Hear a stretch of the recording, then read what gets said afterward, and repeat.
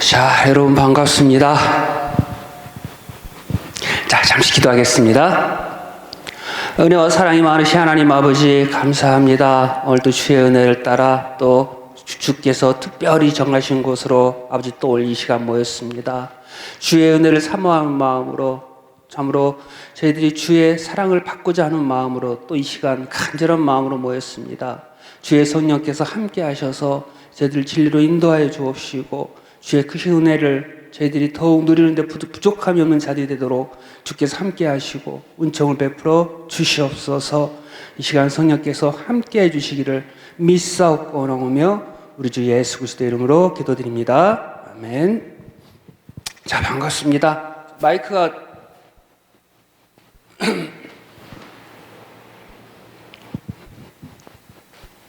네, 마이크 심하게 울리진 않네요. 약간 울리네요. 약간. 네, 조금 울리네요. 자, 제가 되게 거리 조절을 잘 해볼게요.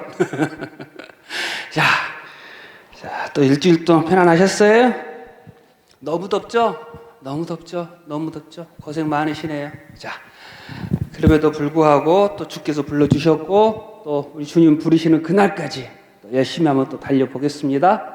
자, 시작하기 전에 우리 항상 하는 워밍업 잠깐 또 해볼까요? 자, 먼저 구원은 우리가 뭘로 시작을 합니까? 부르심. 그렇죠? 하나님의 소명, 부르심. 근데 부르심을 받는 자는 누구만 응답을 할 수 있죠?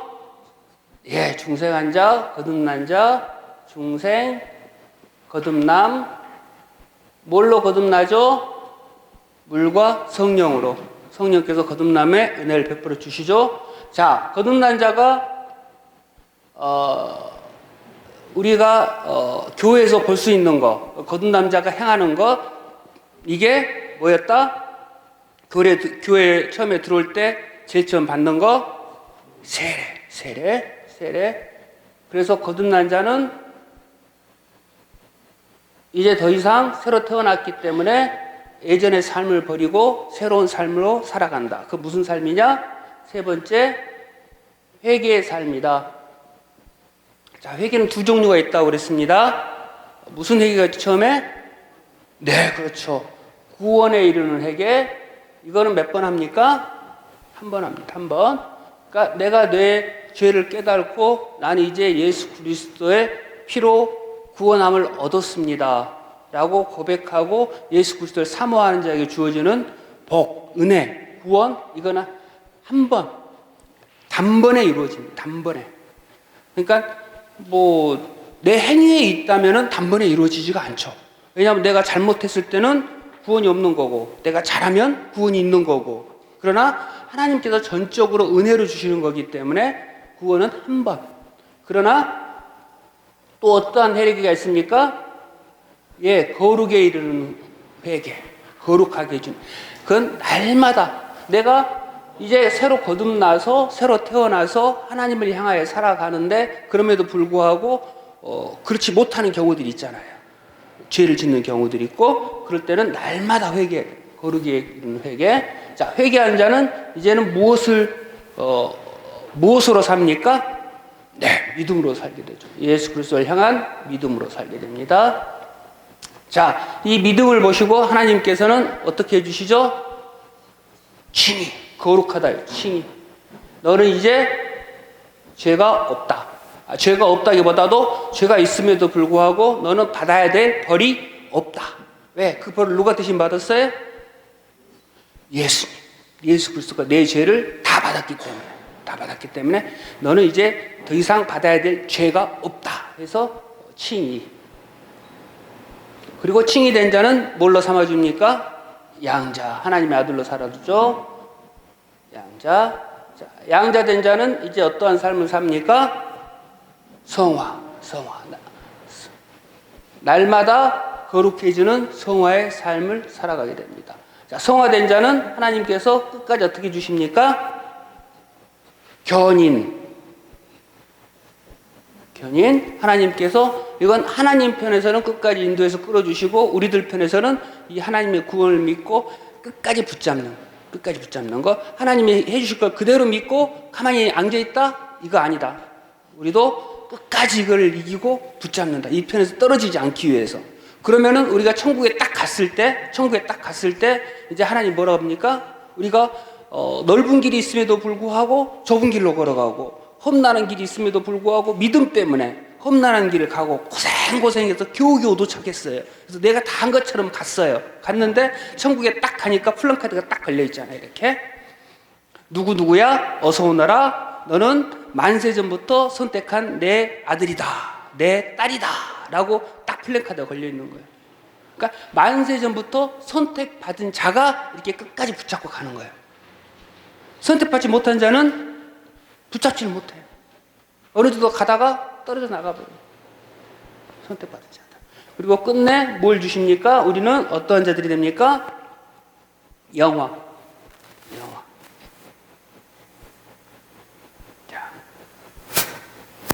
자, 이 부분들 항상 여러분들이 생각해 주시고 이게 있어도 구원받고 없어도 구원받고 그렇진 않아요. 이게 구원을 주진 않아요. 그러나 이걸 내가 정확하게 알고 있으면 구원이 뭐다. 구원이 어떠한 거다. 라는 걸 깨닫고 어떠한 말씀이든 이게 차곡차곡 이게 말씀이 챙겨져서 말씀을 이해하는데 어마어마한 도움을 주고 혹시 잘못된 이단들이 여러분들을 공격하고 지금 그렇잖아요. 다 맞는 말 같잖아. 이 목사님 얘기하면 이 목사님이 아이고 아멘 좋습니다. 그리고 저 목사님 얘기하도 저 목사님 또 아멘 하고 좋습니다. 그렇잖아요. 근데 이걸 딱 머리에 담고 있으면 분별을 하게 돼요. 이 목사님은 구원에 대해서 이 부분은 이렇게 생각하시는구나. 이 목사님은 이 부분을 또 이렇게 생각하시는구나. 내가 배운 거하고 좀 다르다라는 걸 판단할 수 있게 판단을. 그래서 우리는 항상 말씀을 들을 때도 분별해야 돼. 판단하고 분별하고 골라야 돼. 지금은 너무나 악한 세대이기 때문에 분별이 안 돼요. 분별이. 잘못된 가르침을 받아서는 안 된다. 분별해야 된다. 우리가 지금 사도행전을 공부하고 있죠. 본문으로 들어가 볼게요. 지금 사도행전 6장을 공부하고 있습니다. 성경 가지고 계신 분들은 열어주시고요.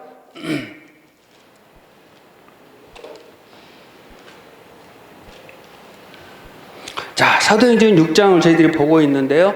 자, 사도행전을 지금까지 쭉 계속 보니까 지난주에 저희들이 봤죠. 어떨 때 문제가 생겼습니까? 막 교회가 부흥하고 하나님의 일을 열심히 하고자 할 때, 쉽게 말해서 은혜를 막 받고 있을 때, 막 은혜가 넘칠 때. 그러니까 우리가 은혜도 조심히 받아야 돼요. 그러니까 막 은혜 받은다고 그래가지고 막 내가 은혜 넘친다고 그래가지고 자기가 자기 멋대로 막 하나님의 일 열심히 한다? 사실은 좀 조심해야 돼요. 왜냐하면 은혜 받은 사람 중에 잘못하면 이게 아주 교만이 꽉 찰 수가 있어요. 교만이 꽉 찰 수가 있고, 내가 은혜 받아서 내가 하나님이 이렇게 하려는데 방해를 내. 이 사람 못 쓸 사람이네. 이 사람들. 그래서 막 정죄하고 비판하고. 그럼 그런 것들이 어떻게 됩니까? 나중에 정죄받고 비판받은 사람들, 또 어떤 결정에서 의견을 얘기하는데 묵살당한 사람들은 마음이 불편해지는 거예요. 소외당하게 되는 거고. 그러니까 은혜 받을 때 조심해야 돼요. 조심해야 돼. 오히려 더 겸손해야 되고, 더 온유해야 되고, 그리스도 사랑으로 봐야 되고, 훨씬 더 은혜 받은 사람은 조심해야 된다. 근데 사실 솔직히 어려워요. 은혜 처음에 막 받은 사람들은 막 의욕이 불타오르고, 처음에 또 하나님의 말씀을 막 깨닫다 보니까 내 주위에 잘못된 부분들이 막 보여요. 그거를 막 교회에서 무작정 너 잘못됐어. 교만해. 정죄해서는 사실 또 곤란해요. 사람을 이렇게 키워내는 거니까 이거를 잘 기다려주면서, 우리도 애 하나 키우는데 그렇잖아요. 애 하나 키우는데 얼마나 많은 고생을 해요. 처음에 출생을 한 다음에 이게 젖 빨지도 못하는 거, 젖 빠는 훈련도 시키고, 그 다음에 기는 거 시키고, 걷는 거 시키고, 또 밥 먹이고, 때가 되면 밥 먹이고, 우유 띄고 밥 먹이고, 얼마나 많은 고생과 공로와 부모뿐 아니고 뭐 할머니, 할아버지 총동원, 온 집안이 총동원돼서 얼마나 고생을 하면서 얘를 키워나가요. 교회도 마찬가지예요. 교회도 생명을 키워내는 곳이잖아요. 생명을. 그래서 한 생명이 자라나는 데 있어서 여러 가지 문제들이 있고 그 과정이 험난할 수밖에 없는 거예요. 그러니까 그런 부분들을 교회가 잘 보고 지켜보고 사람을 잘 키워내야 돼요. 꾸이다 해주고 사랑해주고, 조금 잘못했다고 그래서 던져버리지 말고 인내하면서 기다려주고, 뭐 이런 자세들이 사실은 많이 필요하다. 아무튼 그런 은혜가 막 한참 있을 때 우리 교회 에루살렘 교회가 문제가 생기죠. 문제가 딱 생깁니다. 뭐가 생겼죠? 원망이 생겼어요. 원망이 생기고 교회가 분열될 위기에 딱 처해져 버렸죠. 이럴 때 지난주에 배웠지만 사도들은 어떻게 했습니까? 자신을 돌아보았죠.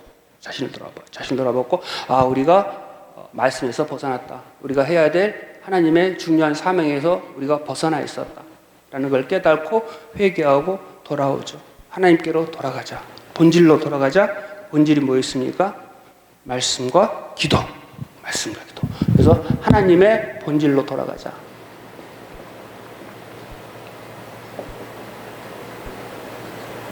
교회의 본질로 돌아가자. 그거는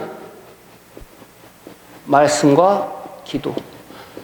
그리고 자기가 지금까지 자기들이 해왔던 이런 것들은 어떻게 한다? 다른 사람에게 맡기자. 쉽게 말해서 시스템을 도입하고, 조직을 도입하고, 그러니까 목사님들이 목회를 이제 시작을 하시면서 자기들 나름대로 내 목회는 이렇게 하겠다고 다짐하고 계시는 부분들이 있어요. 어떤 분들은 내가 정말 말씀을 바르게 양육을 해가지고 말씀으로만 승부를 보겠다. 다른 것들은 다 제쳐두고 말씀만 내가 열심히 가르치면 말씀의 능력이 있어서 반드시 이게 성도들이 막 변화가 되고 구원을 받고 교회가 부흥 성장할 것이다 라고 해서 말씀 위주로 해야겠다 하시는 분들이 있고, 또 어떤 분들은 기도를 열심히 우리는 예배도 하나님의 저는 기도하는 곳이니까 내가 기도를 열심히 해가지고 하나님의 능력으로 기도로 승부를 봐야겠다. 기도를 또 열심히 해서 또 그쪽으로 또 하시는 분들이 계시고, 찬양을 또 하시는 분들이 계시고, 또 어떤 분들은 내가 조직을 잘 운영을 해가지고 이 조직으로 해서 대형 교회를 보니까 세일 모임, 목장 모임 막 이런데 이 조직의 운영을 잘 해가지고 이걸 통해서 교회를 성장시키고 성도들을 키워나가야겠다. 지도자를 양성을 하고 제자 훈련을 시키고 이렇게 생각하시는 분들이 있어요. 그래서 자기가 하나님께 받은 은사대로 특기대로 더 어떤 부분들이 더 강점이 돼서 이렇게 해 나가시는데, 저 개인적인 생각하고 전체적으로 모두가 다 잘 이렇게 돼야 된다. 말씀과 기도의 본질 위에 조직까지 시스템까지 잘 엮어져야 된다. 제가 어저께 파비오 결혼식에 있어서 결혼식을 갔어요. 결혼식을 갔는데 톨게이트 빼다죠 딱 가는데 예전에는 줄이 상당히 많이 길었거든요. 줄이 별로 없더라고. 그래서 왜 그런가 하고 봤더니 요즘은 예전에는 이게 딱 돈을 내면은 센타브잖아요. 주로 12.8센타브 이렇게 해가지고 그러면은 돈을 주고 다시 바꾸고 걸르고 영수증 받고 또 돈이 잘못됐으면 세고 한참 걸려요. 그러다 보니까 줄이 이렇게 쫙 서 있고 강냉이 파는 아저씨들 돌아다니고 물 파는 아저씨들 돌아다니고, 그리고 막 줄이 기니까 사람들 막 짜증내고 막 줄 없는 대로 새치기해서 들어가고 막 그런 난리가 없었거든요. 근데 그런 게 왜 그런가 하고 봤더니 카드로 결제를 하더라고요.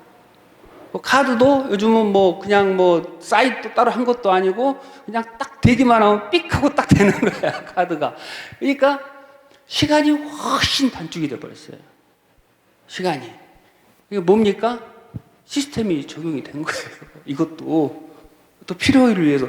은행도 그렇잖아요. 요즘 은행이라든가 어떤 관공서 가면은 이제 아주 옛날에는 다 그랬잖아요. 줄 이렇게 딱 서가지고 줄 어느 줄이 좀 편한 줄인가 하고 딱 봐가지고 서고, 또 연세 드신 분이라든가 임산부는 조금 더 이게 편한 데고 저기 젊은 사람들은 이렇게 딱 서 있는데 누가 들어오면 당신 왜 새치기 하고 막 쌈나고 막 이랬잖아요. 근데 요즘은 그럴 일이 없잖아요. 그냥 틱 하나 가지고 가가지고 그것은 띵동 소리만 나오고 번호 나오나 안 나오나 쳐다보면 보면 돼요. 이런 식으로 시스템이 교회마다 필요하다. 교회도. 왜? 처음에는 개척교회 할 때는 목사님 한 분이서 다 돼요. 한 분 꾸이다 하고 기도하고 말씀하고 가르치고. 근데 어느 정도 숫자가 되면은 이걸 다 컨트롤할 수가 없거든요. 그래서 동력 계시는 동력자분들이 계셔야 되고, 또 이분들이 훈련이 돼서 이분들을 통해서 또 이렇게. 그리고 또 보다 중요한 건 뭐냐면, 이 목사님이 가르치고 전달했던 게 하나님의 말씀이 이 조직을 통해서 실현이 되는 거예요. 구현이 되는 거예요. 그래서 이분들이 조직 안에서 이분들이 그 조직 생활을 하면서 뭘 배우냐면 하나님의 나라는 세상과 틀리다라는 것을 몸소 배우고 이분들이 리더가 있게 되면서 자라나야 돼요. 그래서 다 같이 필요하다. 그 예로 지금 오늘 말씀을 보면 사도들이 조직을 만듭니다. 조직을 7 집사를 세우거든요. 자, 3절 한번 읽어볼게요. 6장 3절입니다. 형제들아 너희 가운데서 성령과 지혜가 충만하여 칭찬 듣는 사람 7을 택하라. 우리가 이 일을 저에게 맡기고. 그러니까 지금까지 자기네들이 사도들이 했던 것들을 전부 다른 사람한테 맡기고 자기들은 말씀과 기도에만 전념을 하겠다는 거예요. 교회 봉사라든가 어떤 구제라든가 이런 거를. 그리고 그 사람들을 보니까 누굽니까? 5절을 보면 온 무리가 이 말을 기뻐하여 믿음과 성령이 충만한 사람 스데반과 또 빌립과 브로고로와 니가노로와 디몬과 바메나와 유대교에 입구한 안디옥 사람 니골라를 택하여 라고 나옵니다. 자, 7사람 지금 이름들이 나오는데 자, 눈치채신 분은 채실 수도 있습니다. 자, 이분들의 이름을 쭉 읽어보면 무슨 식 이름입니까? 무슨 식? 헬라식. 그러니까 히브리식 전통 이름들이 아니에요. 전부가 다 헬라식. 그래서 이 사람들은 어디다 무슨 파다? 헬라파다.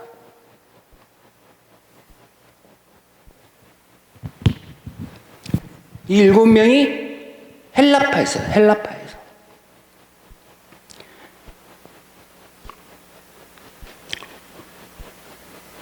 믿음과 성령이 충만한 사람들이 헬라파에만 있었을까요? 믿음과 성령이 충만한 사람이 헬라파만 있어서 헬라파를 다 세웠을까요? 자, 이때 처음에 구제를 나눠줬을 때 누가 구제를 나눠줬죠? 구제를 헤맬 때? 히브리파 사람들. 네, 히브리파 사람들이 나눠줬어요. 그렇죠? 근데 이 사람들이 나눠주는데 꼭 헬라파 과부들이 몇 명이 가끔씩 이 구제에서 빠져요. 그렇죠? 빠지니까 이 헬라파 사람들이 거기에 대해서 항의가 들어왔죠. 원망이 생겼죠. 원망이 생겨서 왜 우리 파 중에서 빠지냐? 왜 우리 찌아가 빠져? 뭐 이런 식으로 이제 항의가 들어왔어요. 원망이 생겼어요. 그래서 문제가 지금 발생한 거 아니에요? 그러니까 이 사람들이 세웠는데 헬라파 출신으로 세웠어요. 헬라파 출신으로. 그리고 이 세울 때 누가 세웁니까? 조금 더 자세히 볼게요. 지금 온 무리가, 그렇죠? 온 무리가 이 말을 기뻐하여 온 무리가 세웠어요. 지금 택하였습니다. 마지막에 보면 안디옥 사람 니고라를 택하여 온 무리가 택하였어요. 그럼 누가 택한 거예요? 교회가 택한 거예요. 교회. 그러니까 사도들이 보고 내가 편한 사람 기도해보고 내가 기도해보고 결정할게 해가지고 내가 막 기도했더니 얘를 택하래 그래가지고 자기 친한 사람을 사도가 이렇게 세워서 뽑아가지고 세운 게 아니고 지금 교회가 세운 거예요. 교회가. 온 회중이. 그 회중이 이 사람들을 시켜서 투표해서 세운 거예요. 택하였어요. 택하에 세우고 사도들은 뭔만 했냐? 6절 보면 사도들 앞에 세우니 사도들이 기도하고 그들에게 안수하니라. 안수 집사를 세운 거예요. 이렇게 기도하고 안수하고. 그렇죠? 그러면은 투표를 하면 숫자가 지금 누가 많아요? 헬라파가 많아요? 히브리파가 많아요? 당연히 히브리파가 많죠. 자기네들이 거기 살고 있는 곳이니까 히브리파가 많죠. 그러면 투표하면 100이면 100, 이 히브리파 사람들이 추천한 사람들로 다 될 거 아니에요. 그러면은 성령이 충만하고 은혜로운 사람이 헬라파만 있는 게 아니고 자기네 아들도 있을 것이고 조카도 있을 것이고 다 있을 거란 말이에요. 친척도 있고. 팔은 안으로 굽는다고 아무래도 이 조직의 위에 내 친한 사람이 있으면은 또 편하고 좋을 거 아니에요. 아무래도 세울 수 있잖아요. 이렇게 투표 어쩌다가 한 7명이면은 한 4명 정도는 헬라파로 채워주고 3명 정도는 자기 이렇게 해줄 수도 있는데 지금 전체적으로 전부가 다 헬라파예요. 다 헬라파예요. 그러니까 지금 이 헬라파 집사님들이 성령과 지혜가 충만한 훌륭한 분들이에요. 그렇지 않은 분들은 아니고 훌륭해요. 근데 더 훌륭한 사람은 누구다? 히브리파 성도들이에요. 이분들이 더 훌륭한 거예요. 이분들이 자기네 이익이라든가 권리라든가 어떤 그런 거 다 내려놓은 거예요. 다 내려놓고 그 공동체 이익만 바라보고 이 문제가 생긴 원인을 보니까 이 문제가 이들에게 생겨났고 또 이들에게 지금 원망이 있으니까 전부 이쪽 사람들이 해결할 수 있도록 자기들이 다 양보하고 밀어준 거예요. 세워준 거예요. 헬라파 사람들. 그렇죠? 그렇게 봐야 돼요. 그러니까 히브리파 사람 성도들이 그 당시 초대교회 사람들 얼마나 훌륭했어요. 자, 그런데 이 결과가 또 어떻게 나타나느냐? 왜 이게 중요하느냐? 왜 어떻게 나타나느냐? 이제 뒤에 결과가 나타나거든요. 뒤에. 왜냐하면 이 사람들은 헬라파 출신들이니까 이방인에 대한 거부감이 좀 덜해요. 히브리파 사람들은 자기네들이 이제 복음을 받고 아무리 변화가 됐다고 하지만 그 본질적으로 교육받은 게 있고 그게 있기 때문에 이방인들에 대한 거부감이 아주 심해. 싫어. 이게 마음으로는 배웠기 때문에 안 된다고는 하지만 속으로는 잘 안 돼요. 그러니까 오직 있으면 베드로도 하나님 아니에요. 저 이렇게 들어온 거 안 먹는 사람이에요 하고 뭐 하나님께서 환상을 3번이나 줬는데도 거부를 하잖아요. 이런 식으로 원체적으로 이방인에 대한 거부감이 아주 꽉 사로잡힌 사람들. 근데 이 헬라파 사람들은 거기에 대한 거부감이 좀 덜해요. 거기 살았으니까. 헬라에 살았으니까. 자, 근데 이들은 알죠. 자기들이 선택받은 선택받은 결과는 무엇 때문이었습니까? 이 헬라파 사람들의 양보와 섬김과 사랑으로 이들이 선택받던 거 자기들이 알 거 아니에요. 그리고 집사가 돼서 교회 리더가 돼서 교회를 또 조직을 섬겼어요. 섬기면서 조직에 대해서 자기들이 깨닫고 공부를 했어요. 그리고 습득을 하고 준비가 됐어요. 이 준비가 어떤 결과로 나타나냐면 사도행전 11장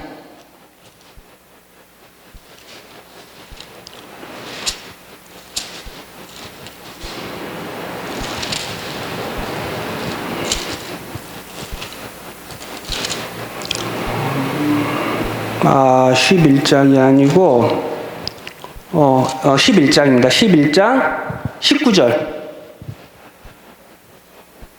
20절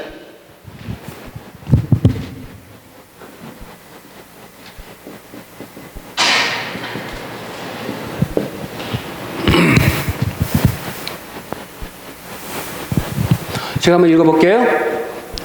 때 스데바노 일로 일어난 환란으로 인하여 흩어진 자들이 베니게와 구브로와 안디옥까지 이르러 도를 유대인에게만 전하는데 처음엔 유대인에게만 전했어요. 근데 20절 보니까 그 중에 구브로와 구레네 몇 사람이 안디옥에 이르러 누구에게도 헬라인에게도 말하여 주 예수를 전파하니. 그러니까 히브리 사람들은 흩어져가지고도 히브리 사람들만 전파하고 말았어요. 근데 이 헬라파 사람들이 이제 안디옥까지 가가지고 안디옥에서 뭘 전합니까? 예수 그리스도 복음을 헬라인에게 전하는 헬라인. 거기서 세워진 교회가 어떤 교회입니까? 안디옥 교회.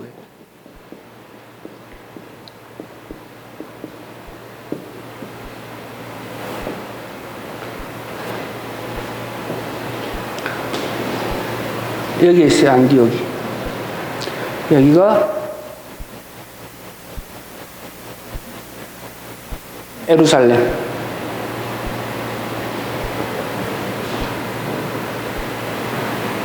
이들이 쫓겨서 이제 스데반의 그 사건 뒤로 막 박해가 시작이 되고 막 그 사람들 힘들게 하니까 막 도망가가지고 여기 사마리아를 건너서 빌립이 사마리아 전도하고 사마리아를 건너서 이 안디옥으로 가서 안디옥에서는 헬라 사람들을 전파를 시작을 해요. 그래서 헬라 사람들이 은혜를 받고 이 사람들이 교회가 세워져요. 그러니까 이 헬라파 출신들이 여기서 막대한 공헌을 했다고 볼 수가 있죠. 특히 이들이 여기서 예루살렘 교회에서 충분히 경험을 했잖아요. 하나님의 교회는 이런 희생과 사랑으로 세워져야 된다는 거. 그리고 자기가 리더가 돼서 어떤 조직을 운영하는 법까지 전부 다 배워서 이걸 그대로 안디옥에 심은 거예요. 그래서 안디옥이 성장을 하고 여기서 나중에 바나바하고 바울을 선교사로 파송을 합니다. 그래서 전 세계의 선교를 담당하는, 전 세계를 구원하는 이 복음의 전초기지가 되죠. 하나님의 놀라운 경륜, 하나님의 놀라운 경륜. 그러니까 이 예루살렘 교회는 어떤 갈등과 위기를 어떻게 했습니까? 오히려 하나님의 경륜을 이루는 도구로 사용되어진 거예요. 갈등과 위기가 오히려 하나님의 뜻을 이루는 열매가 되어진 거예요. 놀라운 경륜이 아닐 수 없죠. 그러니까 우리 살다 보면 우리 인생에 위기가 옵니다. 분열이 옵니다. 갈등이 옵니다. 그러면 이 갈등과 위기 가운데 하나님의 감추어진, 나를 향하신, 우리를 향하신, 교회를 향하신 감추어진 경륜과 섭리와 뜻이 있으십니다. 그래서 우리는 어떤 위기가 닥쳤을 때, 어떤 갈등이 닥쳤을 때 이걸 그 당사자만 보고, 이 문제만 보고 해결하려고 애쓰지 마시고 뭘로 돌아가자? 하나님의 본질로 돌아가자. 항상 하나님의 본질로 돌아가자. 예루살렘 교회가 그랬듯이. 그리고 어떻게 한다? 이 문제를 어떻게 해결한다? 하나님의 뜻과 방법과 식으로. 이게 이런 일을 행했을 때 하나님이 기뻐하실까? 주님이 기뻐하실까? 주님의 뜻과 맞는 것일까? 라는 걸 그러니까 내 자존심이 올라갈 것인가? 응? 내가 얼굴이 깎이지 않을 것인가? 이거 생각하지 말고, 저 나쁜 인간을 정죄받아야 되는데 저 인간의 정죄 받을 것인가 말 것인가? 심판 받을 그거 생각하지 마시고, 이 갈등과 위기, 이 원망, 이런 것 가운데 내가 어떻게 해야 되는가? 주님은 무엇이라고 얘기하시는가? 하나님의 방법과 식은 무엇일까? 무엇이 하나님 기뻐하신 일일까를 곰곰이 고민하고 기도하고 이렇게 행하실 때 하나님께서 그거를 어떻게 하신다? 사용하시고 이용하셔서 하나님의 뜻을 이루는 귀중한 사역에 동참을 시켜주시는 거예요. 동참을 시켜요. 그러니까 이 헬라파 그리스도인은 이런 뒷날에 이러한 놀라운 일까지는 상상을 못하죠. 못하지만 그들은 양보를 했고, 양보 이후에 하나님께서 그걸 사용하셔서 하나님의 놀라운 전 세계를 복음화 시키잖아요. 이걸 통해서 안디옥에서 시작을 해서 복음화 시킨 하나님의 놀라운 사역을 이루어 나가죠. 우리 교회도 전혀 없진 않잖아요. 전혀 없진. 우리 교회도 포워에서 자꾸 교회를 이런 교회가 됐으면 좋겠습니다. 이렇게 세우고 싶습니다. 이렇게 하고 싶습니다. 젊은 사람들 얘기를 하니까, 그래. 그러면은, 너희들이 잘 섬길 수 있는, 포워 잘 하시는 목사님을 모시고, 니들이 한번 교회를 잘 섬겨봐. 하고, 대폭 양보를 해줬잖아요. 양보해주고, 우리는 뭐 한다? 오직 말씀과 기도만 전념을 해서, 천국 갈 준비만 하면 돼. 천국 갈 준비만. 하나님 나라 갈 준비만. 우리 하나는 말씀과 기도의 본질로 돌아가서, 사소한 건 맡기고 말씀과 기도. 우리는 그냥 이 예배를 통해서 말씀을 통해서 우리는 천국을 가야겠다. 천국 갈 거 외에 방해되는 것들은 다 물러나라. 다 시급하다. 우리는 언제 주님 부를지 모르는데 난 반드시 천국 가야겠다. 그 마음으로 거기에 갈 포인트를 잡고 거기만 정진해서 우리는 이제 나가면 돼요. 하나님께서 분명히 또 역사하실 거예요. 그럴 때. 그렇죠? 그러한 역사가 일어났다. 그러한 역사가. 그러니까 이때는 어떻게 됐습니까? 6장 7절을 볼게요. 7절을 보니, 사도들이 전부 말씀과 기도로 본질로 돌아가고 교회는 이제 7 집사를 선택해서 맡겼습니다. 맡겼더니 어떤 일이 벌어졌느냐? 7절 하나님의 말씀이 점점 왕성하여 예루살렘에 있는 제자의 수가 더 힘이 많아지고 허다한 제사장의 무리도 이도에 복종하니. 자, 어떻습니까? 해결되었죠. 해결됐습니다. 갈등이 해결됐습니다. 원망이 해결되었습니다. 그리고 오히려 그 원수로 여기던 제사장들 그룹이 오히려 돌아오는 제자들까지 이 기독교로 돌아온 예수님을 믿게 되는 놀라운 은혜의 역사가 나타나게 되었습니다. 자, 이게 시간이 다 되어서 여기까지 하고 조금 남았으니까 제가 지금 교회에 지금 자꾸 좀 말이 나오는 여자 집사의 문제, 거기에 대해서 아주 잠깐만, 이렇게 시간이 없으니까 많이 하지도 못하겠어요. 조금 더 사실은 더 많이 해주려고 했는데 시간이 없으니까. 이제 여자 집사가 교회에 필요하냐, 그리고 여자 집사 임명이 교회 성경적으로 맞느냐 안 맞느냐 라는 의문이 있어요. 그러면은 일단 여자 집사가 성격에 맞는다라고 생각하는 분들이 맹택 없이 그냥 여자 집사를 세웠냐? 그렇지 않다. 다 성경의 근거를 두어서 했다. 먼저 로마서 16장 1절.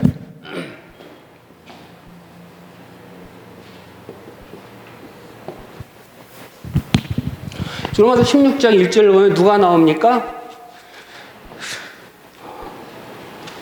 여제자 베베가 나옵니다. 베베가. 이분이 로마서를 가지고 갱그리아 교회에서 고린도에서 로마까지 가져다 주신 분이에요. 사도 바울의 편지를, 로마서 편지를. 그런데 이분이 뭐라고 나옵니까? 16장 1절 보면 내가 갱그리아 교회의 일꾼이라고 하니 일꾼. 그렇죠. 성경에 일꾼으로 되어 있죠. 일꾼. 자, 일꾼이 헬라어로는 뭘로 되어 있냐면 디아코노로 되어 있습니다. 디아코노가 뭡니까? 집사. 디아코니스타는 아니에요. 디아코노로 되어 있어요. 디아코노. 그러니까 이때는 여집사, 남집사의 구분이 없었기 때문에 그냥 집사는 무조건 디아코노라고 했을 것이다. 그래서 디아코노로 되어 있으니까 여자 집사다. 베베가. 그리고 또 찾아볼게요. 한 군데만 있으면 그게 하잖아요. 또 찾아볼게요. 자, 디모데전서 3장 11절. 한번 찾아보세요. 디모데전서 3장 11절.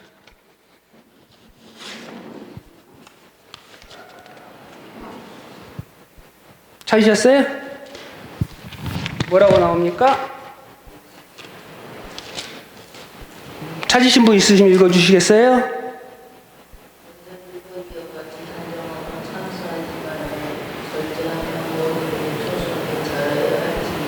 자, 이 디모데전서 지금 3장 11절은 18절부터 전부 지금 누구에 대한 얘기냐면 3절부터 5절까지는 장로에 대한 얘기고 6절부터 지금 쭉 나온 얘기는 13절까지는 집사에 대한 얘기.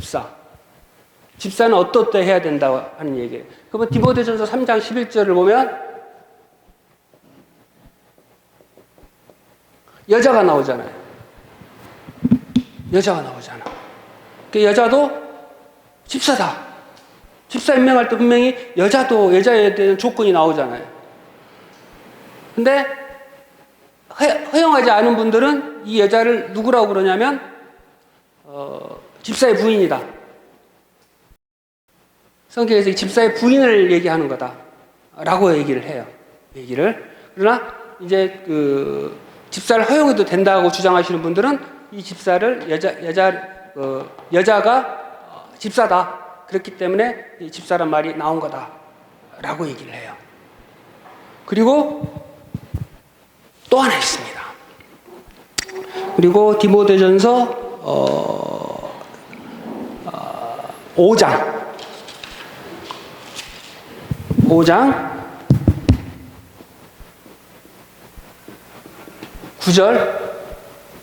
9절부터 보면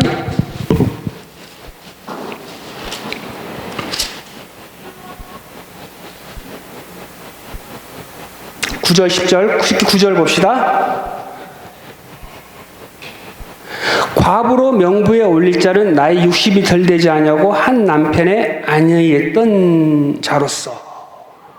그게 과부의 직분에 대해서 얘기해주고 있는 거예요. 명부에 올릴 자, 직분에 올릴 자. 그러니까 이것도 집사다. 집사다. 전부 그래서 여자 집사가 인정이 돼야 된다. 여자 집사가 필요하다. 여자 집사가 성경적이다. 당연하다는 하시는 분들의 대표적인 성경 구절들이 이 구절들을 가지고 성경적으로 여자 집사는 인정이 되고 여자 집사로 세웠어. 그러니까 여자 집사는 당연히 있는 거야 라고 여자 집사를 합니다. 자, 그런데 문제는 뭐냐면 이분들이 여자분들이 어디에도 안수를 받았다는 성경의 내용이 없어요. 성경의 내용이 없어. 그러니까 지금 또 사도행전을 보면은요, 사도행전 6장을 보면은요, 사도행전 6장을 보면 7명을 뽑아서 뭐 어떻게 했습니까? 사도들이 기도하고 뭘 했습니까? 안수를 이렇게 손 대고 안수를 베풀었다. 안수를. 그래서 안수를 했다는 경험이기 때문에 집사는 이 안수한 안수 집사만 집사다.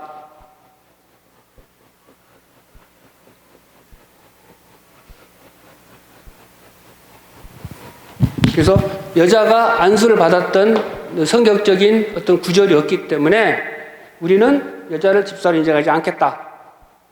라고 이제 주장하시는 분들이 있어요. 그러니까 성경을 좀 넓게 해석하신 분들은 된다. 아주 좁게, 협소하게 이렇게 해석하신 분들은 안 된다. 라는 게 그분들의 각자 분들의 주장이에요. 주장이고 내용. 그러니까 여자 집사가 성경으로 맞다 안 맞다 뭐 이게 아니고 성경을 어떻게 해석하느냐, 그리고 각 교단별로 어떤 성경의 해석들이 있는가, 그리고 내가 가입한 교단이 그걸 허용하는가 안 하는가. 권사는 성경적으로는 원래는 없어요. 권사는 없고 서리 집사, 그러니까 보통 1년마다 집사할 남자들도 임명을 하잖아요. 1년마다 그 서리 집사도 없어요, 성경적으로는. 그러나 이제 그 한국 교계에서만 이렇게 인정을 하는 거. 왜냐하면 이제 한국 교계에서 근데 많은 도움이 있었어요. 사실은 부작용도 있고 있음과 동시에 또 좋은 점도 많이 있었어요. 왜냐하면 개척교회 막 성장해 나는 교회에서 안수를 줄 수 있을 정도로 준비는 아직 안 돼 있는 분들이지만 교회에서는 어떤 봉사가 필요하고 집사만이 해야 할 어떤 그런 일들이 있기 때문에 그런 분들은 서리 집사를 일단 세워서 그분들을 통해서 봉사와 헌신을, 그리고 여자분들은 권사라는 직분을 줘서 그분들이 더 사명을 가지고 또 기도해, 말씀과 기도처럼 더 교회에도 봉사하고 기도할 수 있도록 이렇게 해준 어떤 그런 긍정적인 부분도 분명히 있어요. 나쁘다고 말할 수는 없어요. 전 생각을 나쁘다고 생각하지 않아요. 그러나 어떤 성경적으로 생신을 보고 맞다 안 맞다를 놓고 볼 때 서리 집사와 권사는 성경적으로는 없어요. 성경적으로는 없고, 그러나 여자 집사 문제는 좀 애매하다. 일반적으로는 있는 걸로 돼 있는데 성경에 분명히 여자 집사가 활동을 하고 여자 집사라고 보이는데 안수는 없단 말이에요. 그러니까 우리 교단은 안수 받은 집사만 허용을 할래 해버리면 여자 집사가 안 되는 거예요.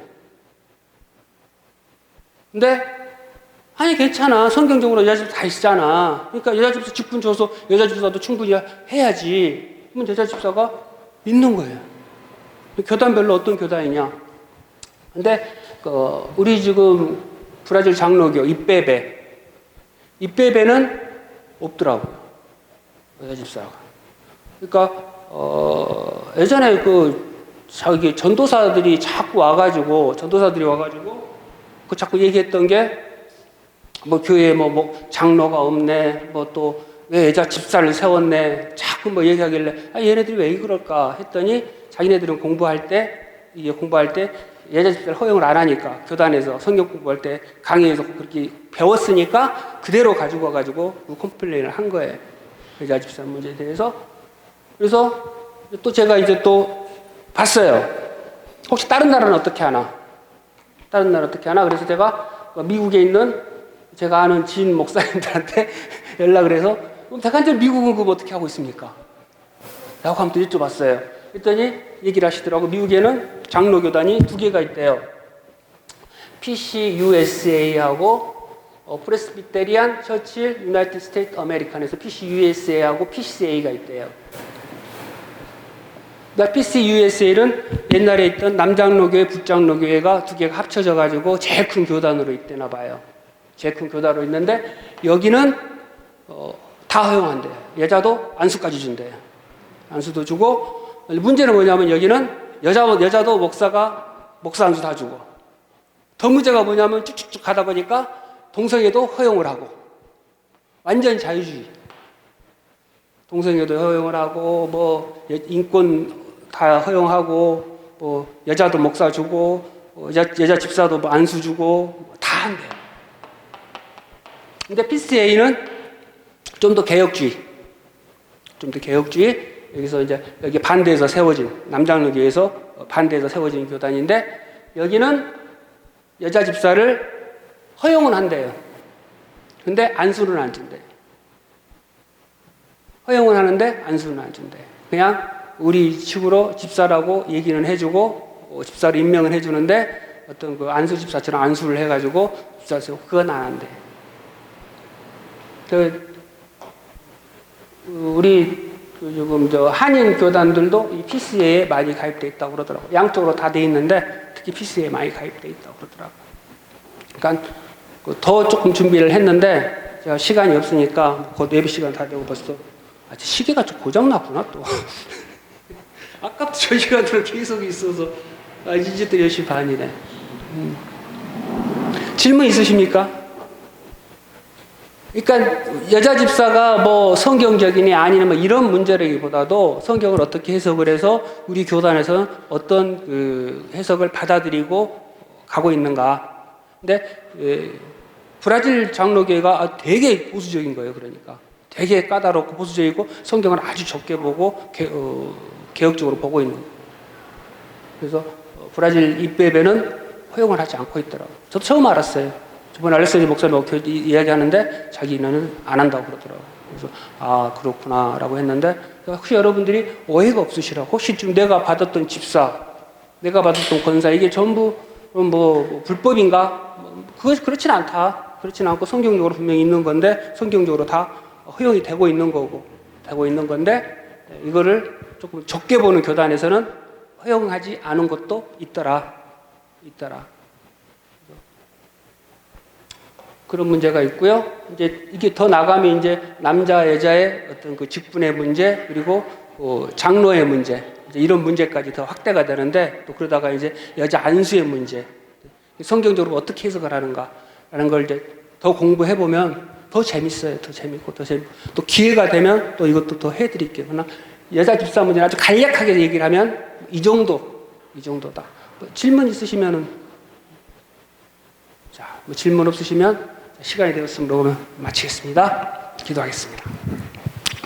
좋으신 아버지 감사합니다. 오늘 또 주의 은혜를 따라 또 귀한 말씀을 나누고 또 이게 교제했습니다. 하나님 참 이런 시간들이 얼마나 귀한지 모릅니다. 참으로 저희들 이러한 것들 그냥 아무것도 아닌 것 같지만 하나씩 더 알아가면서 정말 하나님의 방법과 뜻과 식으로 저희들이 이 깨달음을 따라 순종하고 행함으로 말미암아 참으로 주의 크나큰 뜻을 참으로 이루는 그 커다란 귀한 사역에 동참하여 지기를 원합니다. 하나님의 뜻이 저희들 구원하신 하나님의 뜻이 그러할진데 그러한 삶을 살아가길 원하오니 하나님 그 길을 인도하시고 축복하여 주시옵소서. 이어지는 예배 시간 참으로 주의 은혜를 받기를 소원합니다. 주님 말씀하여 주시고 저희들은 들을 수 있도록 성령께서 함께 하시고 마음을 열어 주시옵소서. 감사드렸고 우리 주 예수 그리스도의 이름으로 기도드립니다. 아멘. 자, 기도로 마치겠습니다. 하늘에 계신 우리 아버지여, 이름이 거룩히 여김을 받으시오며 나라의 임하옵시며 뜻이 하늘에서 이룬 것 같이 땅에서도 이루어지이다. 오늘날 우리에게 일용할 양식을 주옵시고 우리가 우리에게 죄 지은 자를 사하여 준 것 같이 우리의 죄를 사하여 주옵시고 우리를 시험에 들게 하지 마옵시며 다만 악에서 구하옵소서. 대개 나라와 권세와 영광이 아버지께 영원히 있사옵나이다. 아멘. 감사합니다.